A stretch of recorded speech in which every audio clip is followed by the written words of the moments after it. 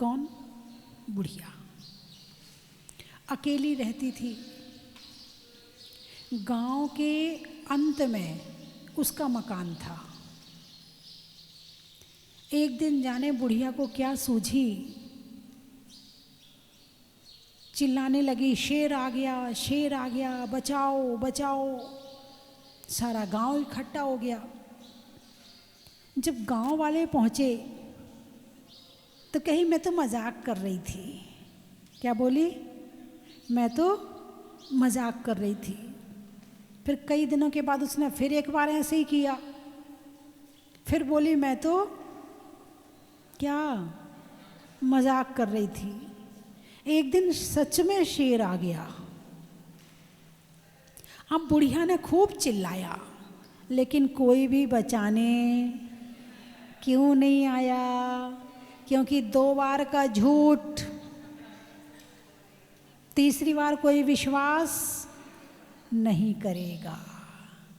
2 बार झूठ बोला है तो तीसरी बार गांव वालों ने विश्वास नहीं किया और वो शेर बुढ़िया को खा गया और उसकी जान चली गई। तो उसकी जान क्यों गई?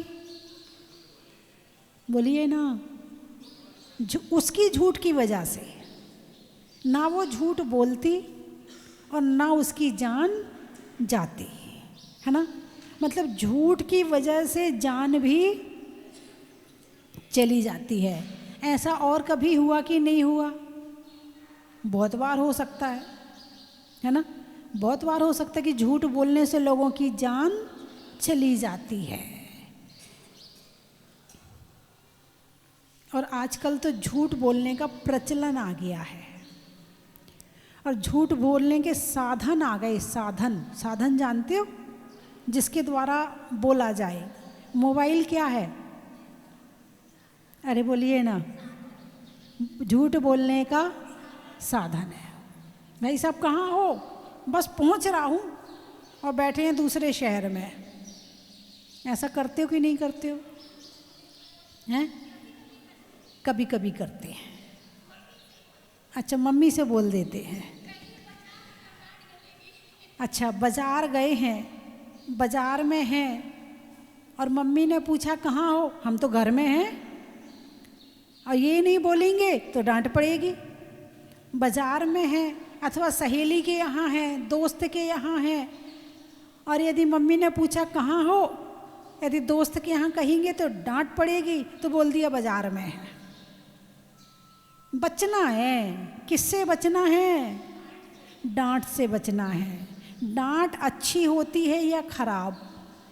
फिर बचने की क्या ज़रूरत है?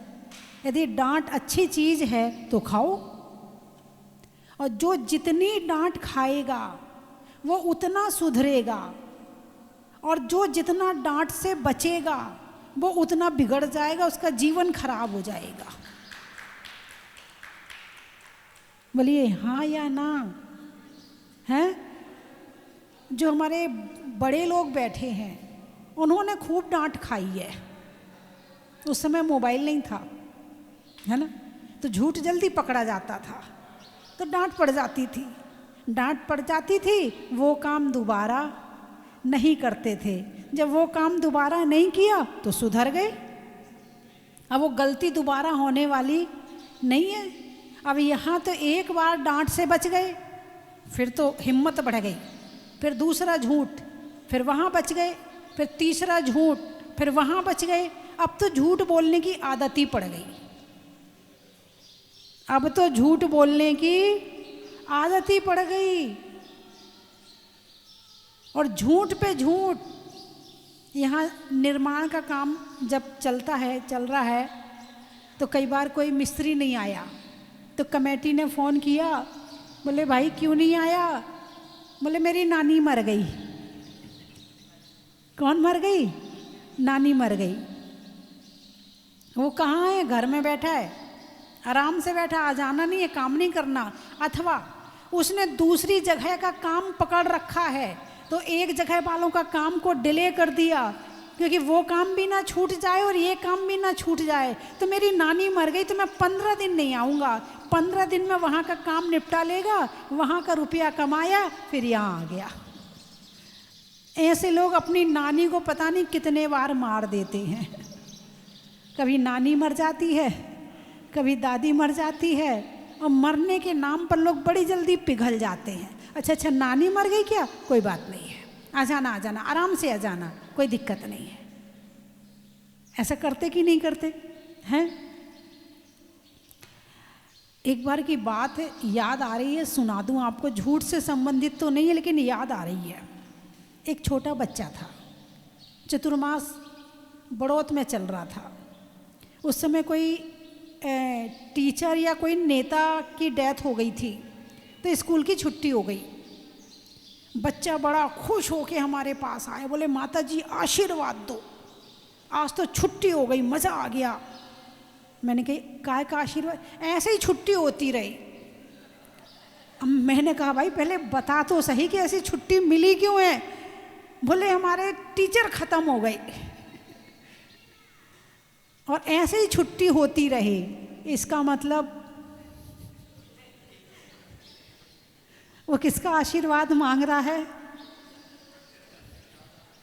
उसे ये भी नहीं पता है कि किसका आशीर्वाद मांगना है और किसका आशीर्वाद नहीं मांगना। वो बच्चा है, वो अज्ञानी है, अभी वो समझता नहीं कि ज्ञान की क्या कीमत है।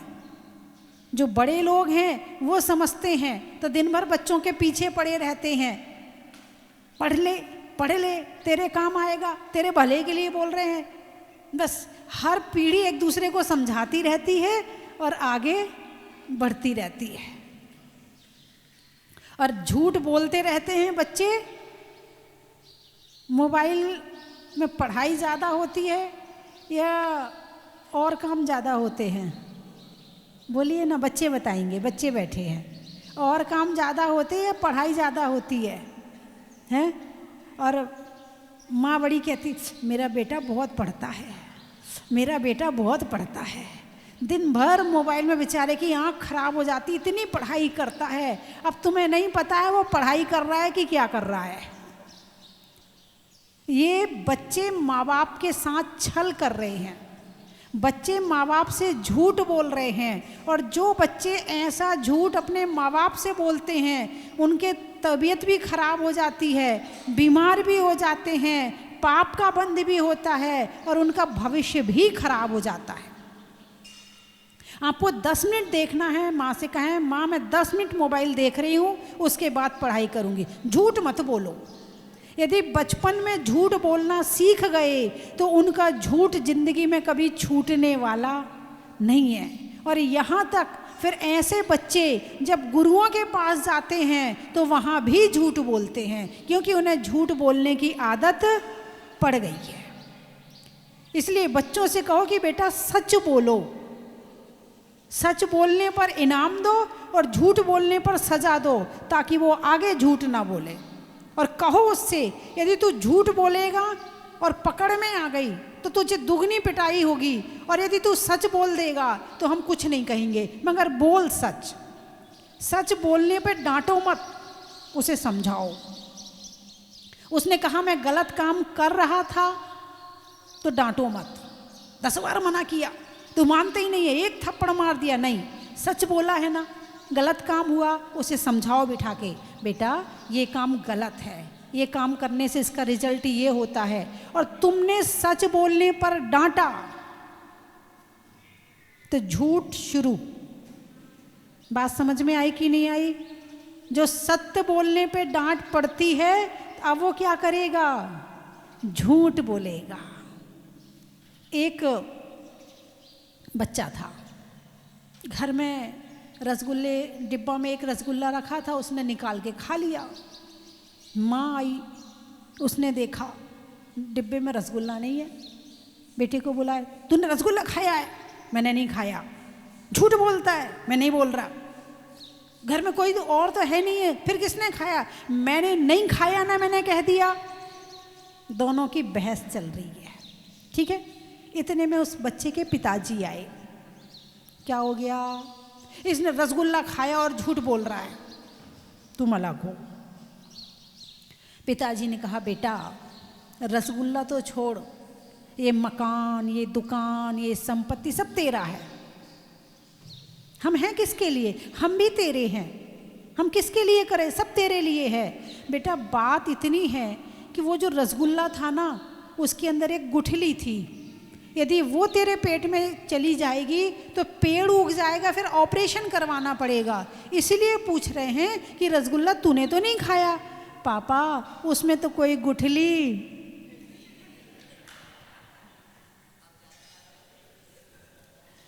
बात समझ में आई कि नहीं आई? हैं?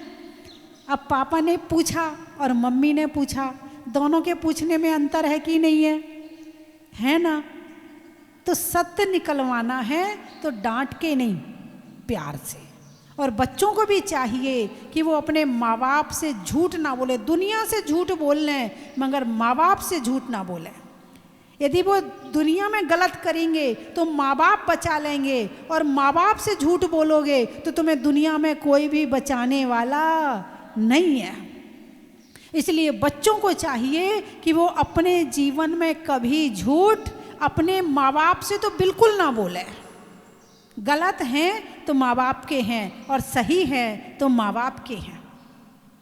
यदि सत्य बोलोगे तो माँ बाप हमेशा तुम्हारे साथ रहेंगे, और झूठ बोलोगे तो कभी विश्वास नहीं करेंगे। और आजकल के बच्चे जो झूठ बोलते हैं वो परेशान रहते हैं। क्यों? मम्मी से तो झूठ बोल दिया, अब दिमाग में टेंशन है। क्या है दिमाग में?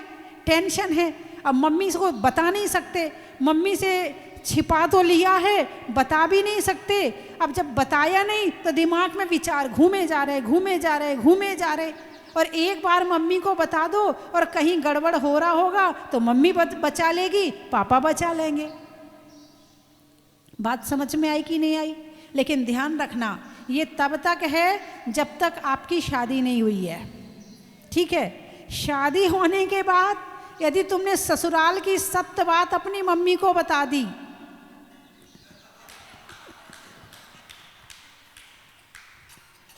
क्या मेरी सास ऐसा करती है, मेरी सास ऐसा करती है, अभी तक तो वो जब तक शादी नहीं हुई थी वो सत्य सत्य था। लेकिन अब तुम यदि वहाँ की बात यहाँ बताती हो तो अब वो तुम्हारा सत्य झूठ बन जाएगा, क्योंकि तुम सास के प्रति बुरे भाव रख रही हो, सास के प्रति निंदा के भाव रख रही हो, सास के प्रति भाव अच्छे नहीं हैं, तुम इसलिए बता रही हो। अब वो तुम्हारा सत्य झूठ बन जाएगा, अब वो पाप का कारण बनेगा। अब तुमने एक बार अपनी सास की बात बता दी, सास ने डांटा, फटाफट कमरे में गई और अपनी माँ को बता दिया। बाहर आई, इधर देवर आया, इधर पतिदेव आए, काम में लग गए, हंसने खेलने लगे, आराम से जैसे थे नॉर्मल हो गए, ठीक है? अब इधर माँ को तुमने बता दिया, अब माँ नॉर्मल नहीं हो रही। हाय मेरी बेटी बहुत परेशान है, हाय उसकी सास बहुत परेशान करती है, हाय वो ऐसी है, हाय वो ऐसी है। अब माँ उसकी टेंशन करते करते डिप्रेशन में आ गई और लड़की ठीक। क्या? लड़की ठीक। इसीलिए जब तक दोनों पक्ष की बात ना सुन लो तब तक निर्णय मत लेना कि सास ने किस भाव से कहा है और तुम्हारी लड़की किस भाव में ले रही है। जब तक दोनों पक्ष नहीं सुनोगे और निर्णय ले लोगे तो वो गलत हो जाएगा। क्या कहा मैंने? एक दिन मैंने अनेकांत और स्यादवाद बताया था, और उसमें बताया था कि जब तक आप अनेक तरह से उसके सत्य को पहचान नहीं लेते और निर्णय लोगे तो तुम्हारा निर्णय गलत होगा। हो सकता है ये प्रवचन तुम्हारे मोबाइल में पड़ा हो, सुन लेना। अभी 3-4-5 दिन पहले का ही प्रवचन है, अभी अब उसको रिपीट नहीं करूँगी क्योंकि अपना विषय कुछ और चल रहा है। तो कोई भी निर्णय लेने के पहले पूरी जानकारी लेना जरूरी है। इसलिए तुम्हारी बेटी क्या कह रही है, इससे ज़्यादा महत्वपूर्ण ये है कि सास ने किस भाव से कहा था। और बेटी सही नहीं बताएगी क्योंकि डांट तो बुरी लगती है ना, अच्छे के लिए भी कहा जाए तो भी बुरा लगता है। और जिस दिन माँ बाप की डांट बच्चों को बुरी लगने लगे और वो झूठ बोलने लगे, समझना बच्चों के बुरे दिन आ गए। और बहू को सास की और पति की बात बुरी लगने लगे, समझना अब वो घर में टिकने वाली नहीं है। और उसने बात बाहर निकाल दी, फिर तो वो बिल्कुल नहीं टिकेगी। आज नहीं तो कल, कल नहीं तो परसों खुद भी दुखी रहेगी और अपने सारे परिवार को दुखी रखेगी। और कहीं कहीं झूठ बोलना भी अच्छा होता है, जहाँ पर भाव अच्छा है, काम गलत ना हो, ऐसे समय जान बच रही हो, लड़ाई बच रही हो तुम्हारे झूठ से, तो वो भी सत्य है। ठीक है, हर समय सत्य सत्य नहीं है। तुम दो को तो लड़ा दोगी और कहोगी मैंने तो सत्य कहा है, तो ऐसा सत्य भी झूठ है। ठीक है, जब झूठ बोलने की आदत होती है ना, तो फिर आदत, क्या आदत, आदत जानते हैं ना, संस्कार, हैबिट, आदत पड़ गई झूठ बोले, फिर तो सामने साधु संत क्यों ना हो। और कई बार तो मुझे पता भी चल जाता कि ये झूठ बोल रहे, लेकिन मैं बड़ी शांत रहती, बोल लो भाई मेरा क्या जा रहा है, हैं मेरा क्या जा रहा है। कमी को छिपाने के लिए झूठ बोली हो तो तुम्हारी कमी रह जाएगी, और यदि सच बता देती तो तुम्हारी कमी निकल जाती। बोलिए हाँ या ना। किसके लिए झूठ बोलते हो? बुराई को छिपाने के लिए, गलती को छिपाने के लिए। छिपाने के लिए तुमने झूठ बोला, और यदि सत्य बोल देते तो क्या होता? गलती निकल जाती, बुराई निकल जाती, वो काम दोबारा नहीं होता और गलती ठीक हो जाती। तो ठीक हो जाती तो किसका, झूठ बोलने में किसका बिगड़ा? खुद का ही बिगड़ा। लेकिन इसका मतलब ये नहीं है कि आप अपने घर की सारी बातें पड़ोसन को बता दें। हाँ, सत्य बोलने का मतलब ये नहीं कि घर की सारी बातें पड़ोसन को बता दें फिर कहें मैं तो सत्य बोल रही हूँ। नहीं, सारी बातें पड़ोसन को नहीं बताई। एक बार की सच्ची घटना बताऊँ आप। वैयावृत्ति चल रही थी। अब महिलाएं हैं, चुप तो रहती नहीं है और जो मन में आता है क्या बोलना क्या नहीं बोलना उन्हें पता ही नहीं है। एक बोलती है मैंने ना अपना सोना चांदी जितनी कीमती चीज़ें हैं ना, तो जो रसोई है, रसोई के अंदर एक कमरा है, कमरे में एक बना रखा है, मैंने उसमें ही रखा ताकि किसी को पता ना चले। क्या? किसी को पता ना चले। और जितने बैठे हैं और सबको पता। बिल्कुल सच्ची घटना बता रही हूँ। तो जरूरी नहीं कि आप अपने घर की सारी बातें पड़ोसन को सत्य सत्य, आपको नहीं बताना, आप चुप हो जाओ। क्या हो जाओ? चुप हो जाओ। चर्चा को दूसरी विषय में बदल दो, पन्ना पलट दो, कुछ और बात करने लगो। आपको नहीं बताना, मत बताओ। लेकिन यदि आप झूठ बोलोगे तो कहीं ना कहीं गड़बड़ तो होगी ही होगी। व्यर्थ में क्यों झूठ बोलना? अब जो सुना है उसको ध्यान में लाओ, अब उसको घुमाओ। जैसे पहले भोजन करते हैं, पेट में जाता, फिर पचाते हैं तो रस बनता है। आपने सुन लिया, सुनने के बाद उसका ध्यान किया, अब आपने उसे पचाया। ध्यान में क्या किया जाता है? ज्ञान को पचाया जाता है। ज्ञान तो बहुत है आपके पास में, ज्ञान का अजीर्ण हो रहा है, पच नहीं रहा है। तो ज्ञान को पचाते कैसे हैं? ज्ञान को पचाने के लिए ध्यान करते हैं, तो ध्यान में ज्ञान पचता है और फिर जो रस बन के आता है उससे फिर मानसिक ताकत पैदा होती है, विल पावर पैदा होती है, सोचने समझने की शक्ति आती है, काम करने की क्षमता आती है, निर्णय लेने की क्षमता आती है। कब? जिसके पास स्वाध्याय का ज्ञान है, ध्यान करता है, मौन लेता है, सोचने समझने की शक्ति पैदा करता है, वो सही निर्णय लेता है। और नहीं तो खुद भी भ्रमित रहता है और दुनिया को भ्रम में रखता है। बोलिए हाँ या ना। तो झूठ बोलने की बार बार क्यों जरूरत पड़ रही है? क्योंकि इसकी क्षमता तुम्हारी कम हो रही। ना तो तुम्हारे पास सुनने की क्षमता है और ना तुम्हारे पास बोलने की क्षमता है। सुनने के पहले बोलना शुरू कर देते हो मतलब उसने बोलना बंद भी नहीं किया और तुमने बोलना शुरू कर दिया, इसका मतलब सुनने की ताकत तुम्हारे पास नहीं है। सुनने की ताकत पैदा करो कि सामने वाला कितनी कड़वी बात कह रहा है और तुम्हें चुप कैसे रहना है और उसका जवाब कैसे देना है, कुछ करके जवाब देना है या बोल के जवाब देना है, इस बात का ज्ञान होना जरूरी है कि कड़वी से कड़वी गोली कैसे खाई जाती है।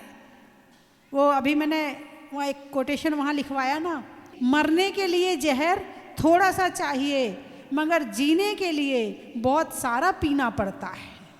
और जो जहर पीना नहीं जानता है वो दुनिया भर के पाप करता है। जिसने, हिंदुओं में कहा जाता ना, जिसने अमृत पिया वो देवता, जिसने अमृत पिया वो देव बन गए और जिसने जहर पिया वो महादेव बन गए। तो दुनिया की कड़वी बातें कैसे पी जाती हैं, फिर उसमें से शिक्षा कैसे निकाली जाती है, उसमें से खुद को ठीक कैसे किया जाता है। जहर जहर नहीं है, जहर तो ठीक करने की दवा है, तुम्हें पीना नहीं आता है। बात समझ में आई कि नहीं आई? तुम पाप दिन भर झूठ बोल के पाप का बंद हो रहा है। क्या क्यों बोलना है? बहुत जरूरत पड़े तो बोलो और नहीं पड़े तो मत बोलो। तो चर्चा चल रही है कि मुनिराज 5 महाव्रतों का पालन करते हैं। कितने महाव्रतों का? 5 का। महाव्रत कितने होते हैं? 10। कितने होते हैं? 10। वो पालन कितने का करते हैं?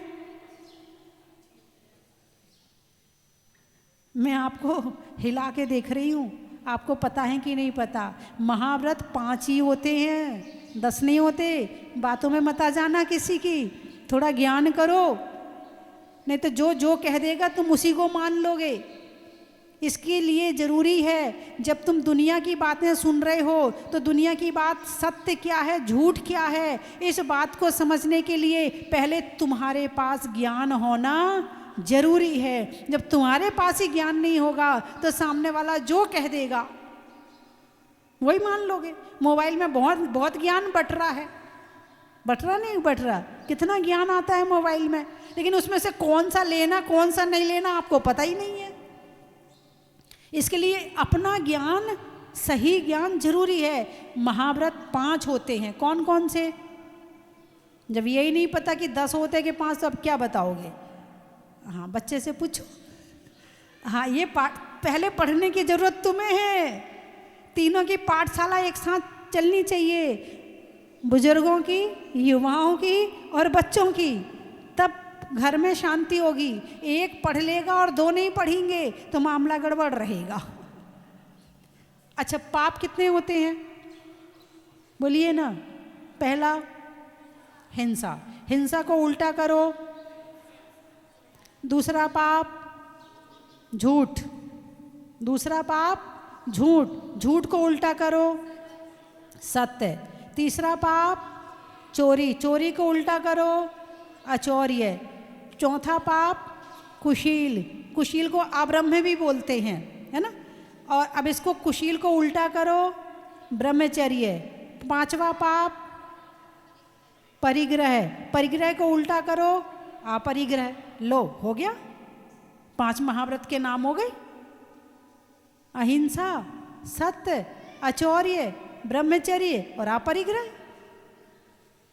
याद तो नहीं करना पड़ा, बस उल्टा करना पड़ा। करते हो तो पाप, नहीं करते तो धर्म। करते हो तो पाप और नहीं करते तो बस उसको उल्टा कर लो। ये 5 महाव्रत कहलाते हैं। और मुनिराज ने अहिंसा, सत्य, अचौर्य, ब्रह्मचर्य और अपरिग्रह, इन 5 महाव्रतों को धारण कर लिया है। और श्रावक इनका पालन करता है कि नहीं करता?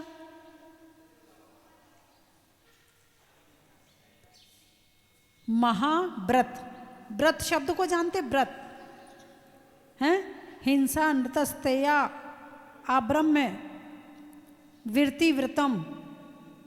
जो इन पापों से विरक्त होता है वो व्रत कहलाते हैं।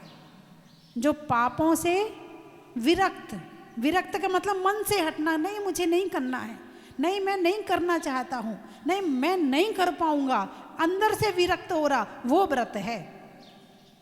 तो महाव्रत, अणु व्रत, व्रत के आगे महा लगा दिया तो महाव्रत, और व्रत के आगे अणु लगा दिया तो अणुव्रत।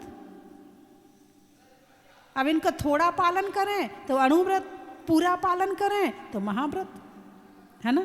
तो बंधुओं, मुनिराज पूर्ण रूप से झूठ का त्याग करते हैं, श्रावक अनुरूप से झूठ का त्याग करता है। ठीक है, अब यहीं समाप्त करें। 3 चीज़ें बोलूँगी, आपको कहना बड़ा ही महत्व है। लिखने में खत का, मकान की छत का, और पालन करने में अणुव्रत और महाव्रत का।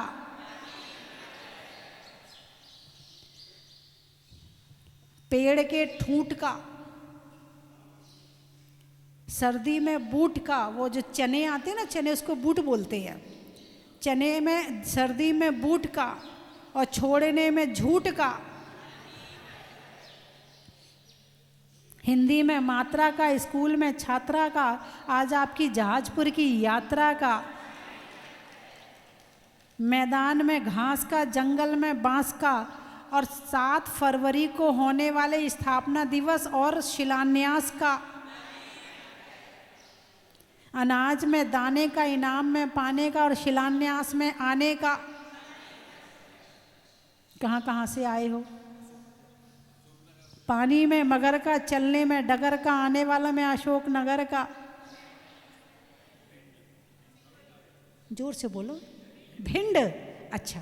पापों के खंड खंड का, गलती करने पर दंड का, और आने वालों में भिंड का। गाँव में खाट का, बनिया में बाँट का, और मिलने वाली मीठी मीठी डांट का। माता जी भेड़ा घाट से, अच्छा। बनिया में बाँट का, हरियाणा में जाट का, और आने वालों में भेड़ा घाट का। मड़िया जी, अच्छा। वस्तुओं में बढ़िया का, वस्तुओं में बढ़िया का, चढ़ने में सीढ़ियों का, और आने वालों में जबलपुर मढ़िया का। पिसनहारी की मढ़िया का। सिंगोली, दवाई की गोली का, कोयल की बोली का, शिखरजी में डोली का, पर्वों में होली का, होली में रोली का, रजाई की खोली का, है विधान में मौली का, बच्चों के लिए कोली का, और आने वालों में सिंगोली का। सिवनी का और बता दूं? पीने में पानी का, रिश्तों में नानी का, और आने वालों, अच्छा मेरी सिवनी का, अरे मैंने तो 30 साल से नहीं गई। चलो मैंने आपको दे दिया, आने वालों में सिवनी का। बागुदार, अच्छा। सप्ताह में वार का, जंगल में झाड़ का, और आने वालों में बागुदार का। अरनौर, अरनौर, जंगल में मोर का, बच्चों में शोर का, आने वालों में अरनौर का। राहतगढ़, वृक्षों में बड़ का, नहीं करने में गड़बड़ का, और आने वालों में राहतगढ़ का। भोपाल का और बता दूं? अच्छा। सर्दी में साल का, पूछने में हाल का, गर्मी में रुमाल का, शहरों में ताल का, पशुओं की मोटी खाल का, खिड़की में जाल का, जन्म समय नाल का, सेठों में माल का, सिर पे काले बाल का, पूछने में हाल का, और आने वालों में भोपाल का। सागर, शैली में नागर का, पानी में गागर का, और आने वालों में सागर का। और कहाँ से आए?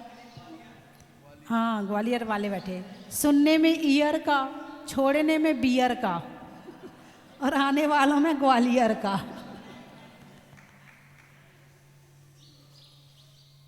अनाज में दाने का, इनाम में पाने का, और शिलान्यास पर आने का। दीपू का, अच्छा, घर में पप्पू का, नाव चलाने में चप्पू का, और आने वालों में आसाम दीपू का। बोलिए 24वें भगवान की जय। मेरी बहुत दिनों से भावना थी, बहुत दिनों से, जिससे भी सुना था कि मुनि सुब्रतनाथ भगवान का जहाजपुर में बहुत अतिशयकारी मंदिर है। मैं एक दिन टीवी में आपके प्रवचन सुन रही थी, बैठे बैठे मेरा मन हुआ कि मुझे भी यहाँ जाना है, लेकिन मैंने सोचा कैसे जाऊंगी। फिर मैंने नियम लिया कि मैं शनिवार को तेल का त्याग करती हूँ। मैंने 2 साल हो गए शनिवार को तेल का त्याग किया। हर बार सोचती रही अब जाऊंगी, कहीं जाती थी खाना खाने में, शनिवार को बहुत दिक्कत होती थी, लेकिन मैं अपना नियम नहीं तोड़ी। फिर जैसे तैसे मैंने भावना बनाई, मेरा मन किया, मेरे को आना था शुक्रवार को, पर मेरा रिजर्वेशन नहीं मिला शनिवार को। फिर मैं शनिवार को फिर तेल का त्याग कर बैठी। फिर मैं आपके दर्शन करने, भगवान के दर्शन करने आई। मुझे आज बहुत अच्छा लगा, बहुत अच्छा लगा, बहुत खुशी हुई। अंदर से भावना ऐसी करके जा रही हूँ कि भगवान मुझे हर बार यहाँ बुलाए और आपके दर्शन करने आऊँ, भगवान के दर्शन करने आऊँ, यही मेरी भावना है। वंदना माता जी। माता जी की परिकल्पना जिसमें आप सभी बैठे हैं, जिसके अंदर बैठने के बाद ऐसा लगता है कि हम अकृत्यम चैत्यालय की जैसे वंदना कर रहे हों। ऐसी अनुभूति जब सुंदरता इस मंदिर की देखते हैं और सभी के हृदय के देवता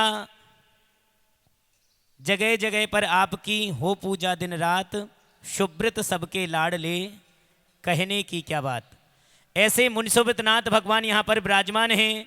लोग बाग बोलते हैं कि हम कुंडली दिखाने के लिए जब विद्वानों के पास जाते हैं, ज्योतिषियों के पास जाते हैं, तो वो कुंडली में दोष बताते हैं, शनि की 7.5 डाइया बताते हैं, और वो कहते हैं कि तुम सिंगापुर जाओ, शनि देवता के मंदिर में जाओ, वहाँ दीपक जलाना, वहाँ मन्नत पूरी करना।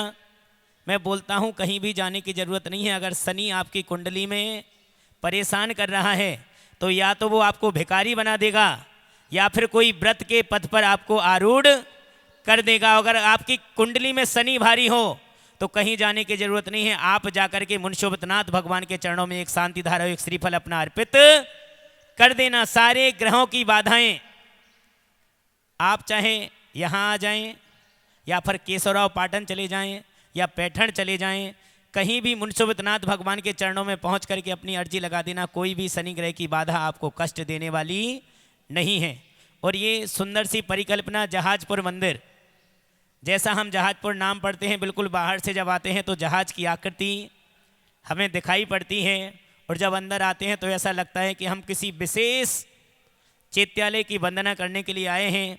और जब मुनि सुब्रतनाथ भगवान के दर्शन करते हैं तो एनर्जी, जो हीलर होते हैं, एनर्जी को नापने वाले होते हैं, वो एनर्जी क्षेत्र की नापते हैं, लेकिन जब मुनि सुब्रतनाथ भगवान के सम्मुख खड़े होते हैं तो ऐसा लगता है कि एनर्जी अपने आप बाहर, जैसे सेल्स बाहर निकलते हैं ना, ऐसी ऊर्जा उस जिनबिंब से बाहर आ रही है और अपने अंदर उस ऊर्जा को ग्रहण करने की वो कार्य प्रारंभ हो जाता है। आप सब भी मुनि सुब्रतनाथ भगवान के दर्शन कर अपने जीवन को धन्य करें, क्योंकि ये पंचम काल है। यहाँ साक्षात तीर्थंकर तो नहीं, लेकिन उनके जिनबिंबों के दर्शन करने के बाद जो अनुभूति अपने अंदर होती है, तो आचार्य कहते हैं कि ऐसी अनुभूति आपके अंदर आए कि हमने साक्षात तीर्थंकरों के दर्शन किए हैं। वो अनुभूति स्वस्ति धाम जहाजपुर में आने के बाद होती है कि जीवंत प्रतिमा मुनि सुब्रतनाथ भगवान की यहाँ पर उपस्थित है। हम 76 साल के हो रहे हैं। बहुत पहले अम्मा पिताजी से पूछते थे कि अतिशय क्या होता है, और वो कहती थी महावीर जी में हुआ है ऐसा अतिशय, उस समय पदमपुरा जी में हुआ है अतिशय।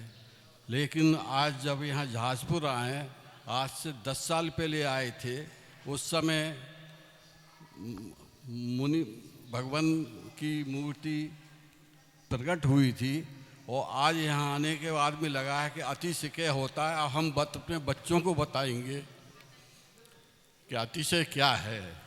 अगर जहाजपुर में आके देखना है तो देखते देखते अकृत्रिम चैत्यालय बन गया ये तो पूरा का पूरा। पूरी माता जी ने एक ऐसा मतलब हम लोगों को एक स्थान अतिशय का दिया है जिसको कि हम आजन्म ही इसको याद रखेंगे। और बच्चों से भी कहेंगे कि जहाजपुर ज़रूर जाना, अतिशय देखना है तो वहाँ देख लेना। चलो स्वस्ति धाम, चलो स्वस्ति धाम, आओ स्वस्ति धाम, चलो स्वस्ति धाम। स्वस्ति धाम मुझे जाना है, मन में है ये धारणा। स्वस्ति धाम मुझे जाना है, मन में है ये धारणा। विश्व तीर्थंकर की मूरत हो, की थाल को सजाओ रे आज, रत्नों की थाल को भर लाओ रे आज। आओ आओ करे रे गुणगान आरती भगवन की। आओ आओ करे गुणगान आरती भगवन की। आओ आओ करे रे गुणगान आरती भगवन की।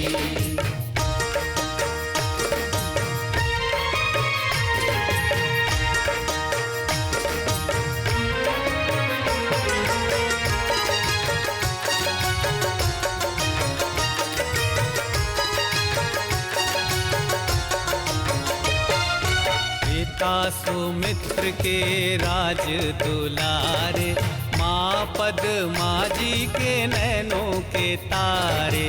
पिता सुमित्र